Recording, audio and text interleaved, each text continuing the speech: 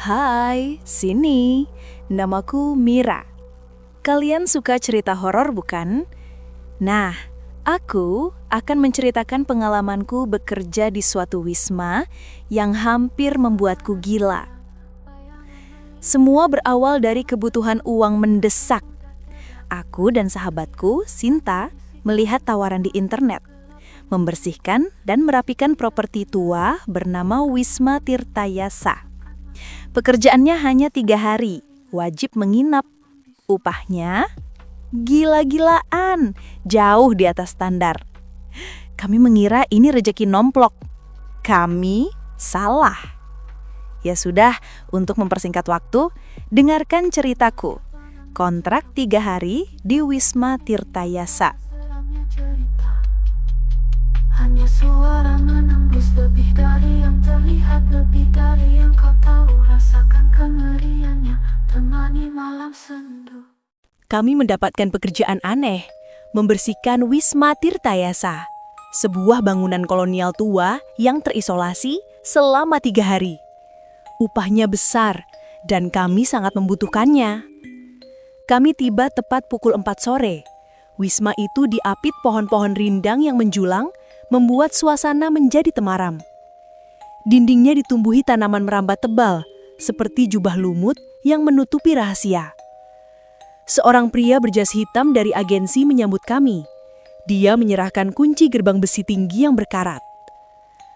Selamat datang, kunci ini hanya untuk gerbang utama. Setelah kalian masuk, segera kunci rapat dari dalam. Jangan sampai terbuka saat malam. Keamanan adalah prioritas, katanya sambil menimbang anak kunci dan memberikannya kepada kami. Maksudnya, tidak ada satpam di sini? Celetuk Sinta kepada pria itu. Tidak perlu, cukup kunci ini yang menjaga. Anggap saja ini ketenangan eksklusif. Kalian bekerja di dalam, tidur di dalam. 3 hari ya, jangan coba-coba keluyuran. Begitu katanya. Agak lain memang. Tapi ya sudahlah, lebih baik kami fokus bekerja. Krek! Aku memutar kunci dan suara gerbang besi yang berkarat itu menutup dengan bunyi mematikan. Membuat perasaan kami mengatakan kalau kami resmi terkurung. Kami memilih 2 kamar yang berdekatan di lantai dasar. Ruangan-ruangan di sini luar biasa luas, namun kosong dan dingin. Sinta jadi agak takut kalau tidur sendiri. Jadi ia menyarankan kami pilih 1 kamar saja untuk mengusir kesunyian. Jelang senja, kami memeriksa aula utama. Lantainya dari parket kayu gelap, dengan langit-langit yang sangat tinggi. Di ujungnya, terdapat panggung kecil dengan tirai beludu usang, yang warnanya sudah memudar. Sebuah piano grand tua berdebu berdiri di samping panggung. Saat kami berdiri di sana, mengagumi kemegahan yang menyedihkan itu, telingaku mendengar suara samar. "Sin, kamu dengar sesuatu, Mbak?" Aku berbisik padanya. Sinta menoleh ke sekeliling ruangan. "Dengar apa? Suara jangkrik?" Tanyanya heran. "Bukan, itu dentingan piano," kataku agak gemetar. Wajah Sinta memucat. "Mungkin itu efek gema dari suara angin, Mir. Sudah, jangan dipikirkan. Kita ke dapur saja. Aku lapar," katanya seperti tak ingin membahas hal itu. Kami segera meninggalkan aula. Namun rasa sunyi yang mencekam di antara dinding-dinding kayu itu terasa semakin tebal. Aku terbangun pukul 12:30 dini hari. Tenggorokanku kering. Aku berjalan pelan menuju dapur. Aku harus melewati lorong panjang penghubung yang dindingnya dipenuhi cermin oval dan persegi panjang, bingkainya diukir rumit. Saat melewati cermin kedua, yang paling besar dan berbingkai perak kusam, aku berhenti. Aku melihat pantulan diriku yang tampak pucat. Aku membatin, kenapa kulitku terlihat sepucat ini di sini? Saat aku memiringkan kepala sedikit, refleksiku di cermin itu tidak ikut bergerak.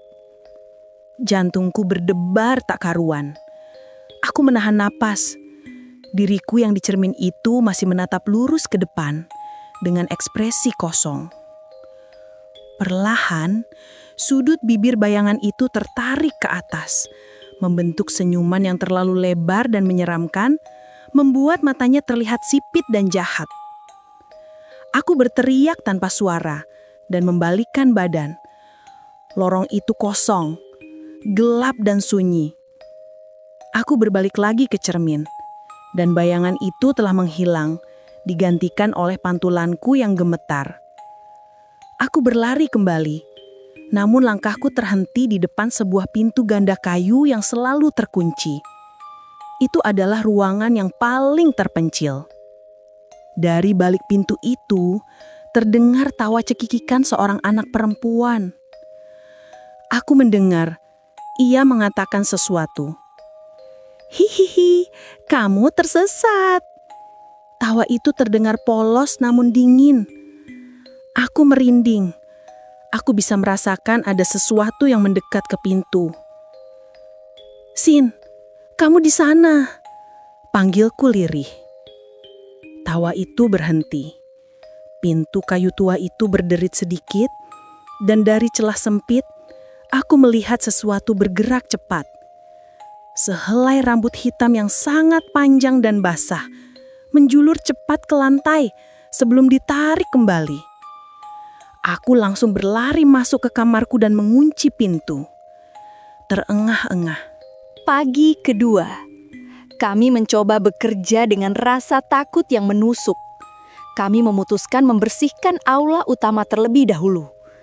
Saat kami mengangkat tirai tua di panggung, Sinta membeku. "Mir, cium bau ini enggak?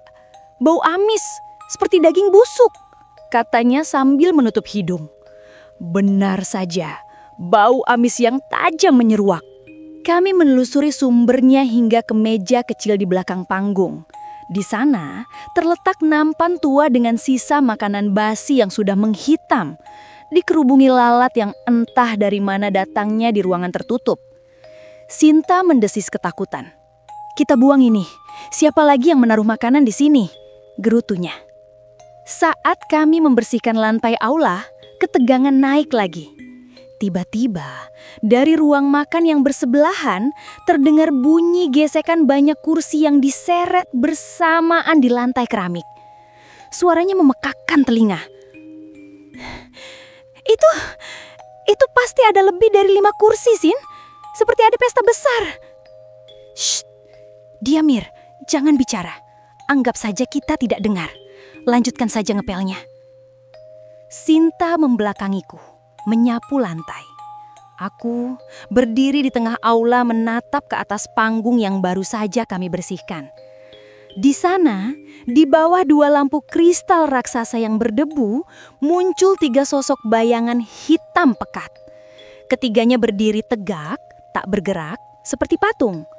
Salah satunya tampak seperti wanita dengan gaun panjang. Bayangan itu tidak memantulkan cahaya. Mereka menyerapnya. Aku tidak sanggup berteriak. Tiba-tiba, Sinta menjerit keras. "Ah! Ada yang mencakarku, Mir. Di punggungku. Rasanya dingin dan sakit." Aku terperanjat, menoleh padanya. Sinta memegang punggungnya dengan mata terpejam, tubuhnya gemetar. Ketika aku kembali menoleh ke panggung, 3 bayangan itu telah lenyap. Aku menarik Sinta menjauh, tahu kami tidak akan bisa bertahan di sini lebih lama lagi. Kami menghubungi agensi, namun hanya dijawab oleh layanan suara. Kami mencoba menghubungi siapapun, namun sinyal di dalam Wisma selalu terputus. Malam itu, kami hanya duduk bersandar di dinding, tidak berani tidur. Suara ketukan perlahan di dinding dan suara seperti kertas dirobek-robek menemani kami. Menjelang subuh, Sinta pergi ke kamar mandi. 5 menit kemudian, aku mendengar isak tangis yang lain. Kali ini, itu adalah tangis Sinta. Aku mengetuk keras. "Sinta, buka pintunya. Ada apa?" "Sin, Mira, cepat ke sini. Bak mandinya, airnya penuh air." Aku mendobrak pintu. Lampu kamar mandi remang-remang. Aku melihat bak mandi porselen yang seharusnya bersih, kini penuh dengan air keruh berwarna kemerahan. "Itu bukan air," kataku terputus dan mendadak lidah ini keluh saking syoknya. Sinta menunjuk ke arah air. Di sana, mengambang di permukaan air yang keruh adalah sebuah boneka porselen kecil. Rambutnya basah dan matanya diukir seolah meneteskan cairan kental berwarna merah gelap, menyerupai darah. Kami berlari kembali ke kamar. Kami mengunci dan menggeser lemari ke pintu. Seketika itu juga terdengar suara langkah kaki yang sangat berat, menyeret, berhenti tepat di luar pintu. Suara seretan sangat dekat.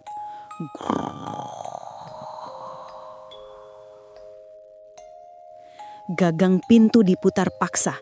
Ceklek, ceklek. Kemudian terdengar dengusan nafas yang dingin dan basah di celah bawah pintu, diikuti tendangan keras yang membuat lemari bergeser. Sinta menangis ketakutan. "Mira, aku tidak mau mati di sini. Kita harus pergi." Kami memutuskan kabur saat matahari terbit. Kami harus melanggar kontrak atau kami akan gila. Aku membawa kunci gerbang dan kami berlari menuju pintu depan. Kuncinya! Ayo cepat! Saat kami mencapai gerbang besi, tanganku gemetar hebat. Aku memasukkan kunci, tetapi sulit memutarnya. Tiba-tiba, gerbang besi itu terbuka sendiri dengan bunyi derit yang panjang dan melengking. "Terbuka! Ayo cepat!" ucap Sinta sambil berlari. Kami lari sekuat tenaga. Aku sudah setengah jalan keluar dari gerbang. Sinta mengikutiku dari belakang. Kami pikir kami berhasil. Saat Sinta melangkah, tepat sebelum kakinya melewati ambang batas gerbang, sebuah kekuatan tak terlihat mencengkram pergelangan kakinya. Sinta berteriak histeris. "Tidak, Mira, tarik aku! Kakiku, ada yang menarikku ke dalam!" Aku berbalik. Punggung Sinta menghadap pintu Wisma Tirtayasa yang kini terbuka lebar, menampakkan kegelapan di dalamnya. Aku tidak melihat siapa-siapa, tapi aku bisa merasakan dinginnya hawa yang keluar dari rumah itu. Aku menarik Sinta sekuat tenaga. Setelah tarikan yang terasa berat, Sinta terlepas dan kami berdua jatuh terguling di luar gerbang. Saat kami berusaha bangkit, gerbang besi itu tertutup kembali dengan bunyi benturan yang mengguncang, seolah mengunci pintu dari neraka yang kami tinggalkan. Kami berlari tanpa menoleh meninggalkan kunci gerbang yang jatuh di tanah. Kami tidak pernah kembali. Kontrak 3 hari itu telah selesai. Dan kami membawa pulang bukan uang, melainkan trauma abadi dari Wisma Tirtayasa. Di sabana senja, bayangan melingkar, kisah lama terbangun, takkan pudar tiada wajah terlihat, hanya bisikan samar, kegelapan menunggu di setiap pilar. Matikanlah lampumu, pejamkan matamu, headset di telinga, dunia pun membisu.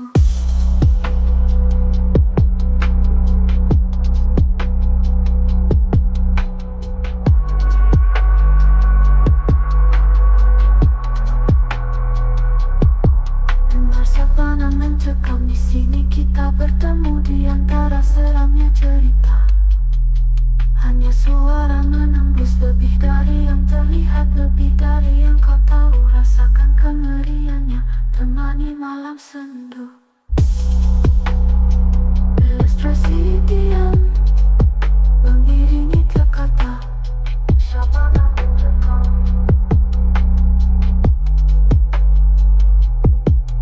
Dan jangan pernah lupa, suara ini menghantui.